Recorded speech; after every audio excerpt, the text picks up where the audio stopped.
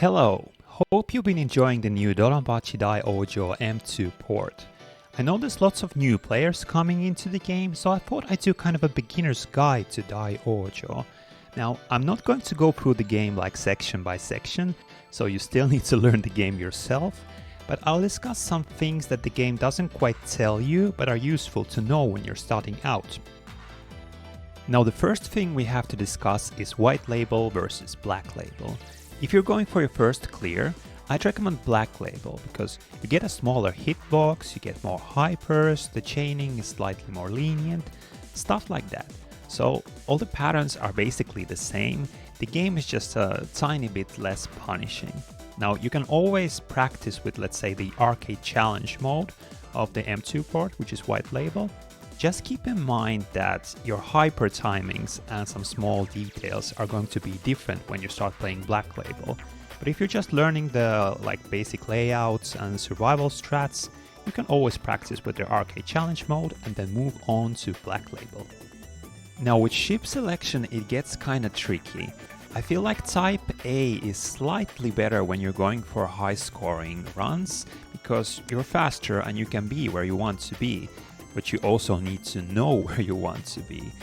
With type B, you're slower, but you also get a wider shot, so your play can be a bit more messy. It's just safer for survival.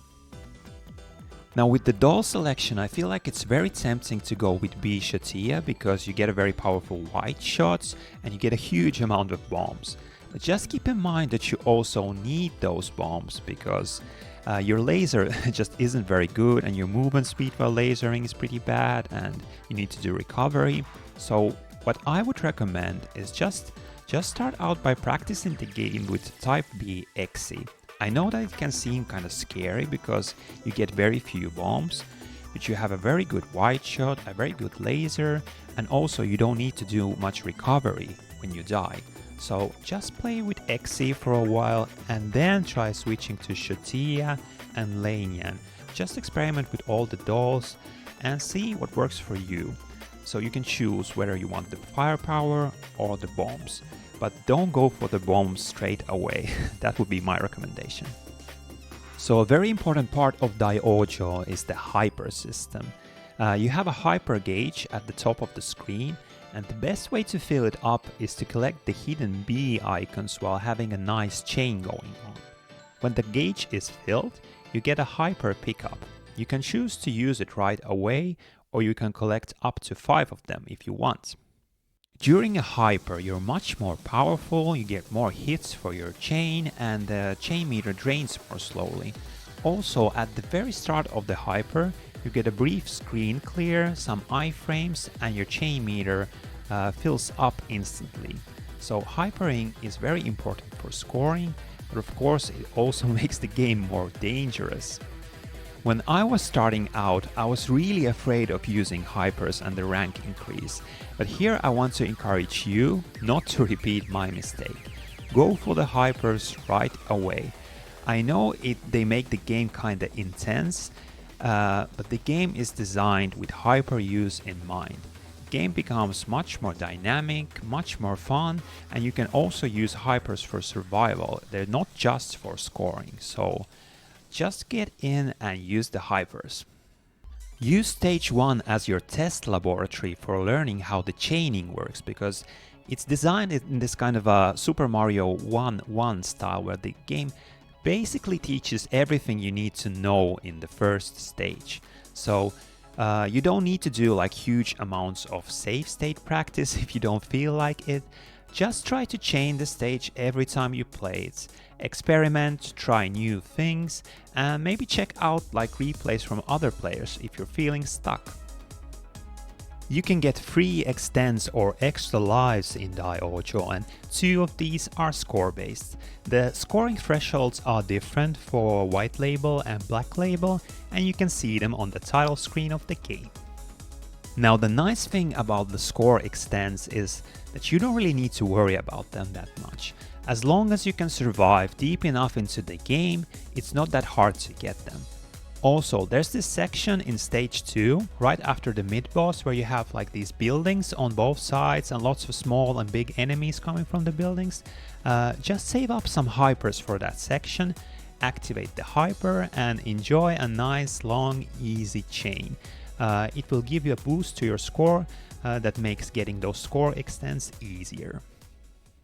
You get the hidden extent from the stage 4 mid-boss, and this is a kind of a tricky section. So you have this huge gun in the center and 2 smaller guns by the sides. So you need to destroy the side guns first before destroying the main gun, and you can't use a bomb to destroy the main gun.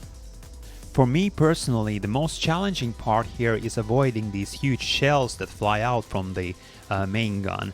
So what I do here is I destroy the side parts and then I activate a hyper when I proceed to the main gun, because that helps with finishing off the main gun quickly and also guards me from the shells.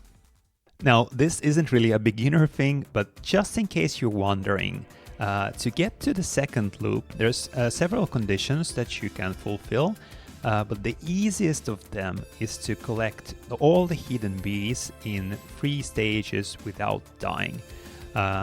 So you can die before picking up a bee, you can die at the boss, but from the moment you pick up the first bee in the stage and to the moment you pick up the last bee in the stage, you're not allowed to die. So if you do this in 3 stages of the game, you get to continue to the second loop. And if you're playing Black Label, it's actually going to ask you whether you want to continue to the second loop. And it defaults to no, so you have to choose the other option to proceed to the second loop. In Black Label, you can actually choose to play either a 1-loop version of the game or a 2-loop version. And the 1-loop version may seem tempting when you're going for your first clear, but you don't actually want to choose that, because what that means is that you face the true last boss Hibachi at the end of loop 1. So just choose the 2-round mode and just play the first loop there without Hibachi. And finally, don't get discouraged if the game seems really difficult at first. Dodonpachi Daioujou is all about routing. So stage 1 and 2 are not too bad, you can kind of freestyle them, but from stage 3 onwards you kind of need to have a plan to survive reliably to the end. But the good news is that once you learn the game, you can actually get pretty consistent at it. So just take it slow, take it chill, enjoy the process. Go through the arcade challenge mode, try some of the arranges, just try to improve gradually, bit by bit. Feel free to ask me if you have any questions about the game. I'll try to answer them to the best of my ability. Otherwise, thanks for watching and enjoy the game. See ya!